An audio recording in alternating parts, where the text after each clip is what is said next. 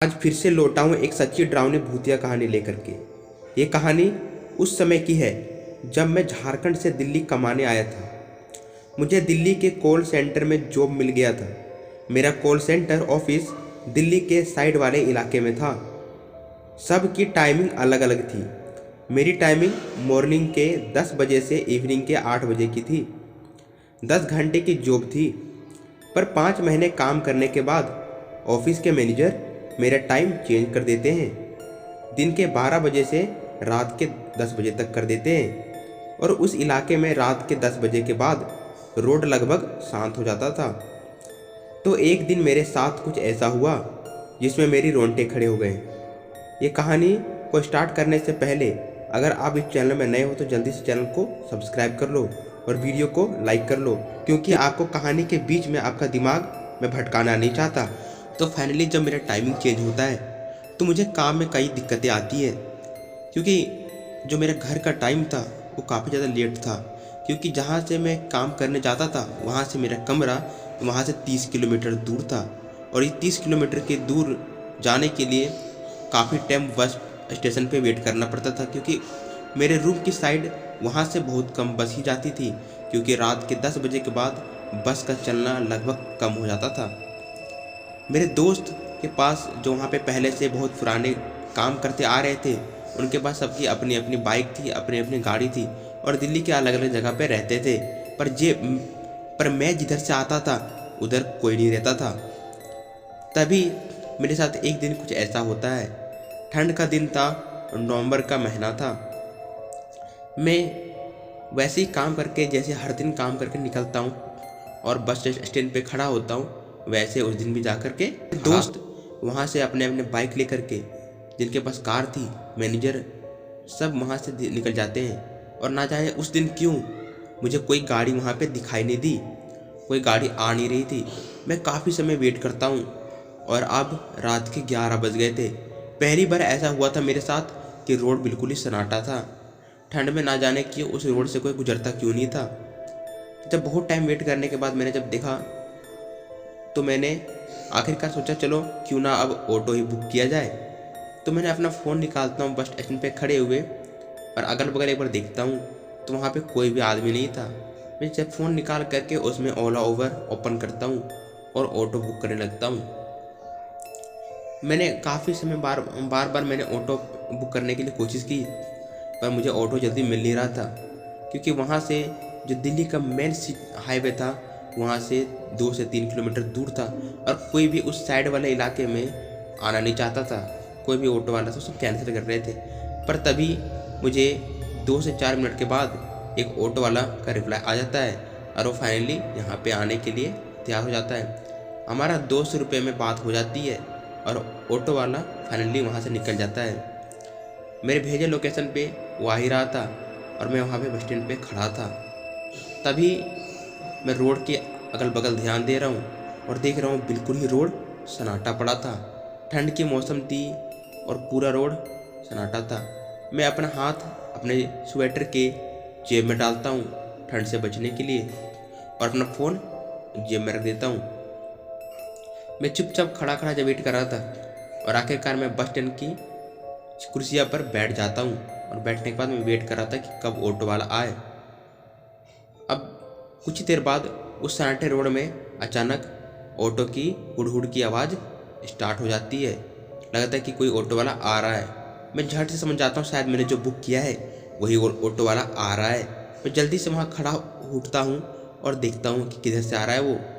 तो मुझे दूर से सिर्फ लाइटें दिखती चमकने की, क्योंकि अब 11:30 बजे जो कुहासा थी वो दिल्ली के कुहासा अब घेरे जा रही थी। तभी मुझे लाइट चमकती है और ऑटो मेरे सामने आ रही थी। मैं वहाँ पे खड़ा करके वेट कर रहा था, और कुछ ही देर बाद ऑटो मेरे सामने आ जाती है। ऑटो वाला ड्राइवर की लंबी लंबी दाढ़ी और मूछें थी, और उसने ठंड से बचने के लिए कंबल लपेट रखा था और कानों में तौलिया बांध रखा था। मैंने उस ऑटो वालों को अजीब या गरीब ये हरकत देख करके मुझे समझ नहीं आया, पर मैंने सोचा खैर मुझे क्या उससे, और मैं चुपचाप बैठ गया। ऑटो वाले भाई कहते हैं क्या आप मेरे परमानेंट ग्राहक बनोगे? मैंने कहा नहीं सर, माफ़ कीजिए, आज ही मैं लेट हुआ हूँ। इतना कहता और मैं चुपचाप ऑटो में बैठ जाता हूँ। और वो ऑटो वाला ये मेरी बात सुन करके अचानक मुंह मोड़ता है और लग रहा है वो पता नहीं क्यों गुस्से में था मेरी ये बात सुन करके। और अचानक ऑटो वो स्टार्ट करता है और वो मेरी ऑफिस की अपोजिट साइड से जाने लगता है। मैं उससे कहता हूँ, तुम अपोजिट साइड से क्यों जा रहे हो? इस साइड से मैं आज तक कभी गया नहीं और आज तुम पहली बार ले जा रहे हो। वो कहता है, सर ये शॉर्टकट है, आपको नहीं पता होगा, अब बिल्कुल फिक्र ना कीजिए। मैं चुपचाप बैठा रहा। थोड़ी मुझे डर लग रही थी उस ऑटो वालों को देख करके, थोड़ी चिंता तो था मन में, पर खैर उपाय भी क्या था, चुपचाप बैठा रहा। 15 से 20 मिनट होने के बाद मैंने अभी तक वो ऑटो वाला वहाँ से दिल्ली के नेशनल हाईवे पे अभी तक नहीं ले गया था। उस साइड इलाके में एक बस्तियों से घुमा घुमा के ले जा रहा था। मैं उसे बोल रहा हूँ कि यार तुम कहाँ से ले जा रहे हो, कौन से शॉर्टकट रास्ता, मैं तो पहली बार आया हूँ। ऑटो वाला कहता है, भैया आप चुपचाप बैठे रहो। मैं उसकी बातें सुनकर अब मुझे इरिटेट हो रहा था और मैं उसे फाइनली बोलता हूँ, ये क्या मजाक लगा रखा है, ले जाना है तो ले जाओ, नहीं तो ये उतार दो। फालतू में बता नहीं रहे हो कहाँ जा रहे हो, मैं तुम्हें भरोसा कैसे करूँ? और दिल्ली में तो आए दिन घटना घटती रहती है, कि आपने लूट लिया तो। ये मेरी बातें सुनकर ऑटो वाला हंसने लगता है और आखिरकार बोलता है, इतना ही डरता तो अपनी गाड़ी रखते ना। जब हमारी बहस हो जाती है मैं बोलता हूँ, अरे यार तुम तो माथे चढ़ रहे हो, बहुत बेहुदा हरकत है तुम्हारी। तो वो फाइनली बात करते करते आधे घंटे के बाद एक जगह रोक देता गाड़ी। मैं उसके अगल बगल देखता हूँ तो पूरा शहर सो रहा था, सन्नाटा पड़ा था।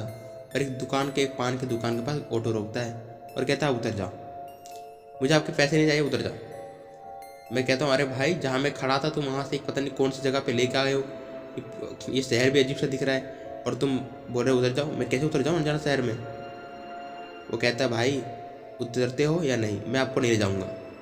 हमारी ये बहस हो जाती है। तभी उधर से एक थाने वाली पेट्रोलिंग गाड़ी आ रही होती है और मेरे सामने आकर रुकती है। कहती है कि क्या हुआ तुम्हारे बात में, क्यों बहस चल रही है? तभी मैं कहता हूँ, ये ऑटो वाला ऐसी ऐसी बात मैं बताता हूँ, अभी पता नहीं कौन सी इलाके से ले जा रहा है। वो पुलिस साहब कहते हैं, क्यों भाई, जब ये तुम्हें बोल रहा है ले जाता हूँ तो तुमसे बहस क्यों कर रहे हो? मैंने कहा, सर जी ये मुझे पता नहीं, मैं इससे आया जाया हूँ और ये मुझे बता भी नहीं रहा ये कौन सा रोड है, और तब से दिल्ली इधर बस घुमाया जा रहा है। वो कहता है, पुलिस वाले कहते हैं, चुपचाप बैठ जाओ, इनको पता है ये ऑटो रोज चलाते हैं, बैठ जाओ। ठीक है भाई जाओ, यहाँ पर ज़्यादा रात तक बहस मत किया करो, ये दोनों को जेल में डाल दूंगा। मैं चुपचाप फिर से बैठ जाता हूँ और इस बार ऑटो वाला न जाने किस गली से किस करते करते एक जंगल में घुसा देता गाड़ी। और वो रोड बिल्कुल सन्नाटा था, लग तो रहा था नेशनल हाईवे पर रोड सन्नाटा था।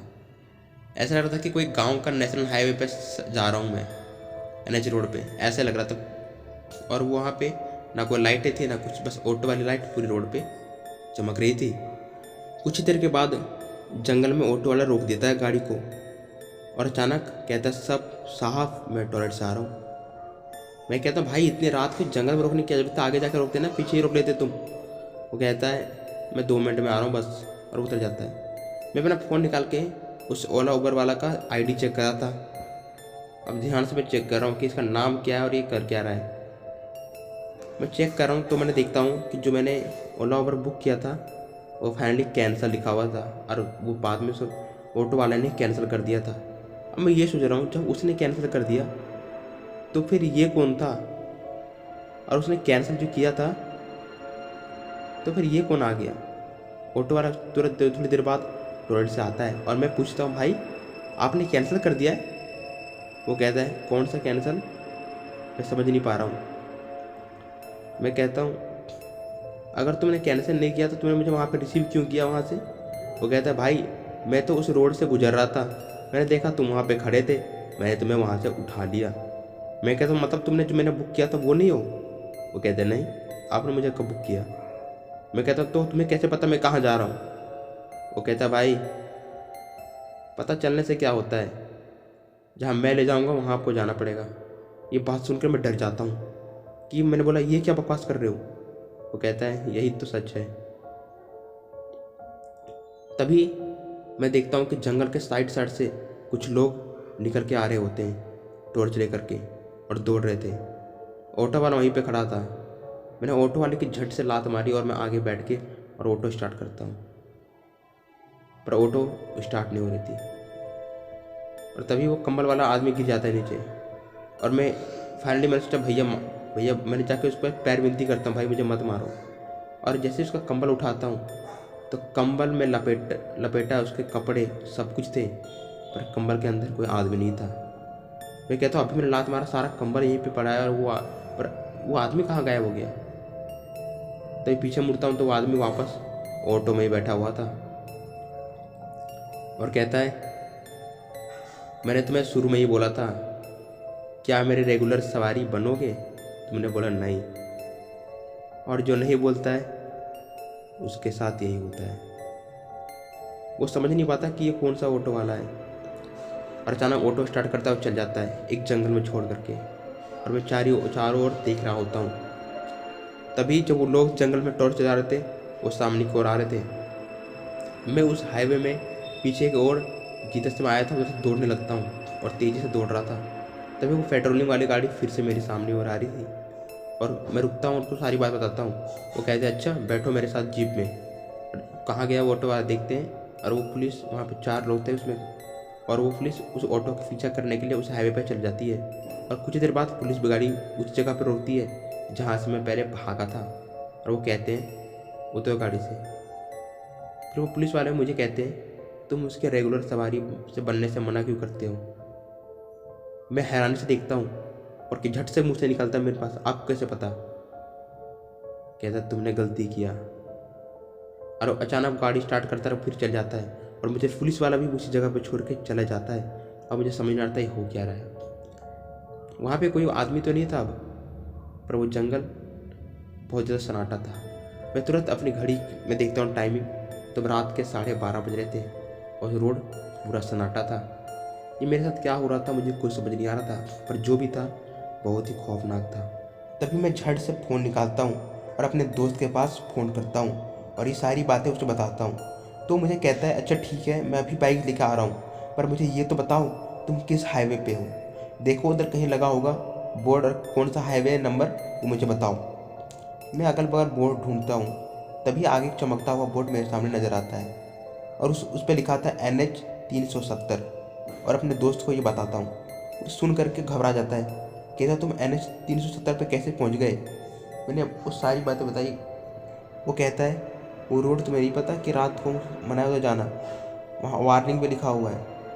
मैंने कहा ये क्यों, ऐसा क्या हो गया था? तो मेरे दोस्त ने बताया कि आज से 10 साल पहले उस रोड पे ऑटो वाले ने सवारी के लिए बोला था।